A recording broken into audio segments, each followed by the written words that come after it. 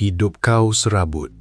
Bukan sebab dunia terlalu keras, bukan sebab orang tak bantu, tapi sebab kau hidup tanpa sistem. Setiap pagi kau bangun tanpa pelan. Setiap malam kau tidur dengan penyesalan. Kau mahu jadi lelaki yang dihormati, tapi jadual sendiri pun kau tak hormat. Itu bukan takdir, itu kecuaian. Struktur bukan untuk orang rajin. Struktur untuk orang yang mahu menang, walaupun penat. Tetapkan masa bangun. Tulis 3 misi utama. Siap sebelum tengah hari. Kawal hari kau, sebelum hari kawal kau. Kuasa sebenar bermula dengan kawalan diri.